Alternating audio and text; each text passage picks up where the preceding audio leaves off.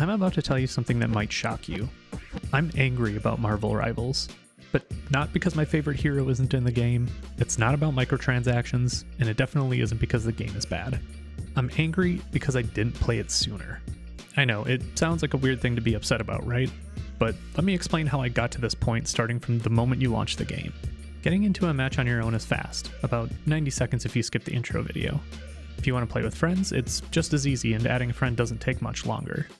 What's awesome about Marvel Rivals is that each match feels fast. Most of mine lasted between 7 and 9 minutes, meaning if you only have a short time to game, or if you just want to play a couple of matches, you can jump in and out without a big time commitment. This is huge for people with busy schedules. Teaming up with your friends is super simple. Just click on the friends icon in the top right corner, or click the plus sign under your character name.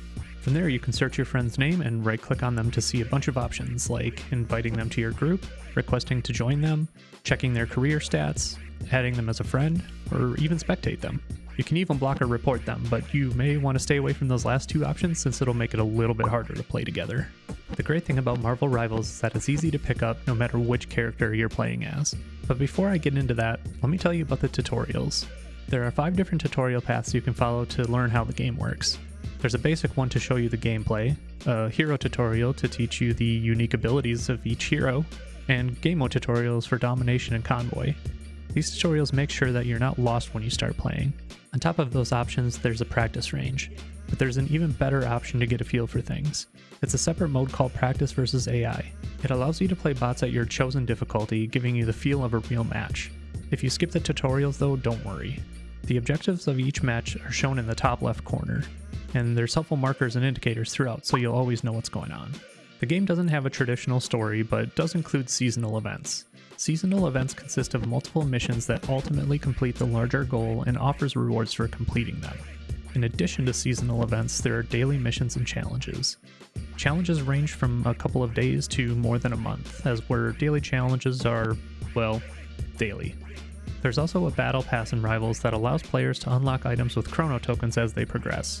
However, some items are locked behind the luxury battle pass.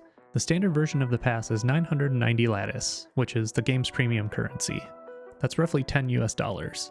You can also opt for another version of the luxury pass for 2800 lattice, which is about $20, and this will also give you 2800 chrono tokens as well as a 20% chrono token acquisition bonus. Chrono tokens are what allow you to unlock items from within the battle pass. Since we've already talked about 2 of the 3 in-game currencies, we might as well talk about the last one, units. Units allow you to purchase bundles from the store that include items like skins, emotes, nameplates, and some other items. Lattice, chrono tokens, and units all have a 1-to-1 exchange rate, and you can purchase additional units or chrono tokens using Lattice. Achievements are kind of like missions in that you're trying to do a particular task, more than once in some cases. Upon completion, you unlock the badge for that achievement and collect a small prize on top of it. You also receive achievement points for each category on the achievements page, and this allows you to track your overall progress. As for player level progression, you do level up, but the level itself doesn't affect gameplay much. Reaching level 10 unlocks ranked gameplay, and level 20 gets you an achievement, but otherwise there's not really a huge impact from player level as far as I can tell. Marvel Rivals keeps players coming back with seasonal events, challenges, and achievements. If you like grinding, the daily missions and battle pass rewards will keep you busy. Tournaments let factions, basically guilds or clans, compete for prize money and in-game items. Since I'm new to the game, I don't know much about tournaments yet. Team-up abilities are an awesome way to make your team stronger. If you check the team-up section under the heroes menu, you'll see which heroes can team up for special moves. For example, Scarlet Witch can infuse chaos energy into Magneto's greatsword, letting him unleash its full power. There are tons of team-ups, so check them all out in the menu or give them a try in the practice mode.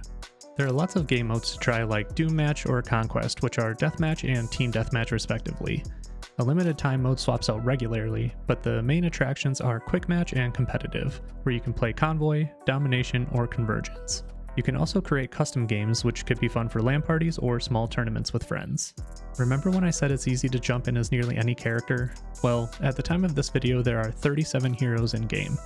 In my 2 hours of gameplay, I tried 14 different characters. I had very limited time with Penny Parker and Bruce Banner, so I can't comment on them too much.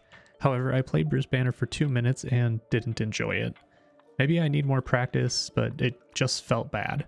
Storm was the only character that actually confused me. I wasn't sure what I was doing half the time. But for the other 11, I had a blast and playing them felt natural. Of all the games I've reviewed so far, Rivals has by far the biggest player base. Right now there are over 316,000 players with a 24-hour peak of 344,000. There was a big drop in players over the last month, but a new update on February 21st brought some of those players back. Keep in mind these numbers are just for Steam. Rivals is also available on PlayStation, Xbox, and the Epic Game Store, so the actual player count is much higher. There are so many things to like about Rivals, and I could spend all day talking about it. I won't, because you wouldn't watch this whole video if I did, so I'll narrow it down to a few that matter in a free-to-play game. The art style is absolutely beautiful. This probably isn't shocking to anyone because it's a modern game and it has Marvel's art behind it, so of course it's going to look great. The menus are easy to use. There's no guesswork that goes into figuring out where to go or what to do next. I didn't feel any pressure at any point to buy into microtransactions, but like I said earlier, I'm not a super fan of the Marvel Universe. Fortnite, on the other hand, has gotten me a bunch of times with their licensed vehicle skins though, so others may feel differently about this. If you're playing Rivals and you've been spending money on skins or the Battle Pass, let me know down in the comments. Like I mentioned earlier, it's really easy to jump in as pretty much any character. It didn't take long to get acquainted with them, and for the ones that cause a little confusion or frustration, the tutorial and practice areas provide a great way to figure it out on your own time. Most of all, I just had fun regardless of which character I was playing. Before we get into the dislikes, I should point out that I'm not a huge Marvel fan. I've watched a few Marvel movies and played a few games, but I'm looking at this more from the view of a gamer, not a superhero fan. When I first started the game, I had an issue where the game would lock up as soon as I got into a match. I looked it up and it seems like a lot of other people had similar issues. Shout out to AntimatterXU on Reddit, hopefully I said that right, who recommended clearing cache in the DX cache folder. That fixed the problem, but it's weird that these issues haven't been officially addressed yet, or at least that's how it seems. Aside from that, I couldn't actually find anything else I disliked about this game. Even if I were to get super nitpicky about Rivals, I would struggle to find things wrong with it. I'm sure there are pain points that I'm missing here, so if you're playing this already and you have some complaints that you want to share about this game, make sure to leave them in the comments below. I'm always curious about other people's perspectives on the games I review. Rivals is the game I didn't know I needed. From the moment I started playing until I stopped to work on this video, I was hooked. Except for the crashes.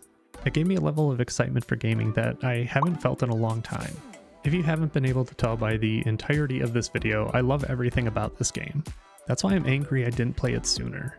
Sometimes I'll look at games and because they don't fit into my usual genres, I just assume I won't like them. That's why making these videos is so much fun. It forces me to play new games that I was putting on the back burner or maybe wouldn't have played at all. And in this case, I found an absolute banger of a game that I intend on playing quite a bit of. I don't think I can give this game any more praise, and that's why Marvel Rivals scores a 10 out of 10. It's clearly an S-tier game, but more importantly, something about this game just captured my heart. That sounds really cheesy for a game review, but I can honestly say I haven't been this excited for a new game in a long time. If you're thinking about trying Marvel Rivals, I've added links to the store page in the description. If you like this video or agree with the S-tier rating, hit that like button. If you have a free-to-play game in mind that you'd like me to review, or if you plan to play Marvel Rivals, let me know down in the comments. Also, don't forget to click the video link on your screen, because the next game might be your new favorite.